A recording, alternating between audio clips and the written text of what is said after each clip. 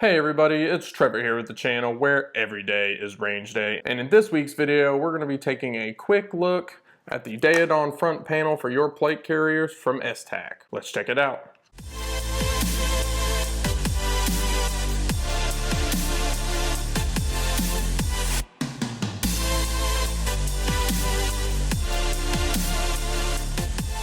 Alright guys, so here we are with more of a top-down, closer-up view of the 556 Daeodon mag carrier from Esstac. Again, this is the triple 556 panel, as you can see here, with 3 mags seated in it. You can see I have it, of course, in that glorious multicam black. And here's just a nice, good look at the carrier itself. Again, 3 magazines with the PALS webbing on the front, big patch of velcro on the back, and the 2 buckles, which of course meet with your plate carrier. With the mags taken out, we can see down inside each of the pouches, you can see that it looks very, very familiar to the standard KYWI mag pouches from Esstac with the springy kydex retention insert inside the main nylon body. This is just a standard 556 mag pouch that goes on a belt from Esstac, and you can see it's pretty much the exact same thing, except these 3 are configured onto this velcro patch for going onto a plate carrier with the buckles.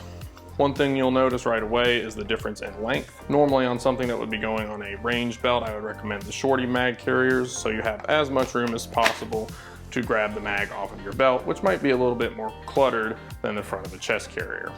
That being said, for those interested, the short mag carrier pouch is about 3.5 inches, while the mid-length KYWI's on the Daeodon here is about 4.25 as it looks. It's a 3/4 inch difference here on the overall length that you can see, but less of a deal on front of a plate carrier where there's not going to be as much cluttered as around your belt. And you will also notice on Esstac's website that you can only get the Daeodon front panels in the mid-length setup that you can see here, or the full length, which is even an inch longer or so, and then you'll get 3 rows of PALS webbing should you select that option. In my opinion, the mid-length is enough height that you'll ever need, but the full is there for an option if that's your thing. I do have a sneaking suspicion that the mid-length here is set as sort of the minimum thickness in this dimension, just to make sure that you have a nice healthy patch of velcro here to grab onto your plate carrier. This particular Daeodon here came in right at around $68, and that is because I elected to have the PALS webbing rows. As you can see here, the normal Daeodon panel smooth up front without webbing is $65. Of course, you can get the Daeodon in a bunch of other colors and patterns, but of course the only one worth buying is the multicam black. But it is nice that you have a ton of different options based on your locale or whatever other color you're going for your gear setups, and it doesn't look like there's any extra charge no matter which one you pick. So good choice there. One difference compared to some other placards or shingles that other companies like T-Rex Arms provide is that this is of course webbing on the front and not full velcro. This has some advantages and disadvantages based on what you're looking to do with your gear setup and how often you change it. I think it's safer to say that securing extra accessories on the front of a placard like this with PALS webbing, MOLLE type gear is a bit more secure than just velcro. Not that velcro is ever going to get ripped off of something when it's a patch this big, but technically speaking, something mechanically strapped into webbing like this should be a bit more resilient than velcro, which you can just peel off. That being said, it's also a bit of a downside if you like to change your gear around a bit more often. It's a bit more cumbersome to do so. It's way easier to just rip a piece of gear off of here if it's just velcro, if you're looking to change your setup or swap pieces around, and it would take just a little bit more time to have to unthread everything from the webbing here. To me, it's kind of 6 of one, half dozen of another. It really just depends on how many different setups and loadouts you're looking to do and how often you change them. This is the only one I have right now, and it's the primary setup that I'll be running. So having PALS webbing up front definitely isn't a big deal to me, but it's definitely an item for consideration for those that have many different setups and frequently like to tweak or adjust what they're running for the day. With the main overview of the Daeodon out of the way, just a couple important measurements that you should keep in mind if you're selecting this for your plate carrier. The overall width here is about 9.25, coming up on 9.5 inches down there at the bottom. But the main dimension to keep in mind is the distance between your buckles to make sure it matches the plate carrier. Esstac mentions that the distance between the inside of these 2 buckles here should be right at around 6 inches, as you can see, and you'll want the inside buckles on your plate carrier to of course match. These are the 1-inch male buckles, so that puts it right at about 7 inches center to center on the buckles. So you want to make sure that the distance on your plate carrier buckles matches so that it fits properly. You can see here on the T-Rex Arms AC1, we're sitting right at about 7 inches on the money, center on the buckles, so of course this is a good fit. But now that we've got the AC1 here in front of us, we'll just go over a quick setup guide for how this would work with your plate carrier. I have again the T-Rex Arms AC1 here, but a lot of them are pretty similar in the slick plate carrier category, so a lot of this is probably pretty similar for other plate carriers on the market. So again, we have the nice hook Velcro patch here on the Daeodon itself, and then a giant patch of loop Velcro for this to mate onto on the front of our plate carrier. So getting into setting this up here, another unique feature that the Daeodon has is that it functions as both a front mounting system for your mag carriers and also a front flap to cover the cummerbund. So when you're setting it up, you can plug it in first, then you're gonna have to lift it over in order to wrap your cummerbund about the front of the plate carrier, or you could set your plate carrier up first and then clip this on, just however you want to do it. I usually keep the Daeodon attached to my plate carrier, so whenever I put this on, I'll just simply lift this up and keep it held up here. So as I go to put the plate carrier on, I'll have the cummerbund completely undone as shown,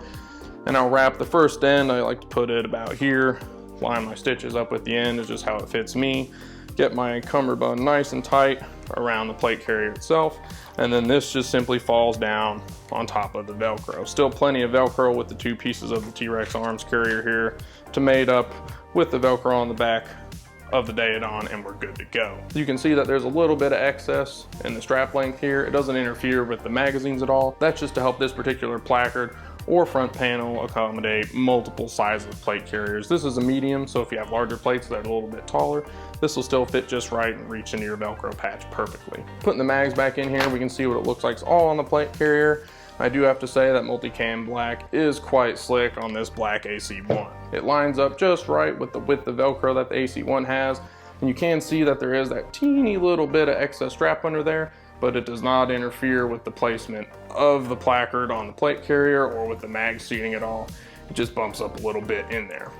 Not a big deal, and if you have an even bigger plate carrier than this one, which is a medium, it will probably fit just right. But overall, this is what it could look like on a plate carrier setup of your own. Most people tend to wear medium plates, I think, so this is a pretty safe assumption of what it could look like for you. Of course, the added benefit of the PALS webbing allows you to store extra items up front, be it a tourniquet, lighting, or of course snacks, all with of course MOLLE type attachments, which are pretty common in a lot of different types of gear. If this was all Velcro up front, you could even take the cummerbund itself and rip it around the top here. Then you kind of don't have the front cover panel that this sort of affords you with this type of setup. Again, it is just Velcroed on here with the two clips, of course, but it is a pretty healthy patch of Velcro, and it is definitely not coming off of there unless you want it to. You see it's even taking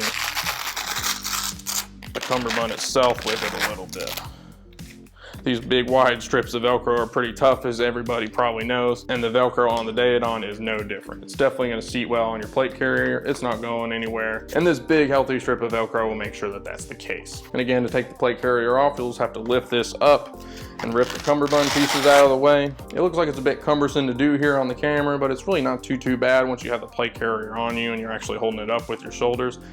This just kind of lifts out of the way and you can rip these flaps out. Really not that bad to take care of. Then I usually just slip the plate carrier off and fold this down below and wrap the straps over the front of it like this, just to keep it nice and compact for storage. You can store it either which way. This is just the way I do it. But overall, the Daeodon 556 triple mag carrier from Esstac that you can see here is another solid mag pouch product, and I've been super happy with all of the different mag pouches that I purchased from Esstac, just like these normal belt mounted KYWIs that we've done a video on in the past. Likewise, these feature the same hybrid kydex and nylon retention systems that we know and love from KYWI.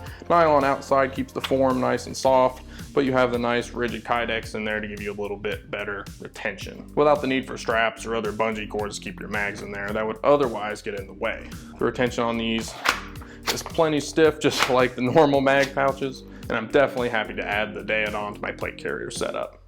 Well, that looks like it's going to be it for the video this week, guys, on the Daeodon front panel from Esstac in 556, of course in that glorious multicam black. Again, this was the triple 556 front panel from Esstac with the ever popular kydex insert technology that we know and love from the KYWI mag pouches that we at the channel definitely love to have on all of our range belts.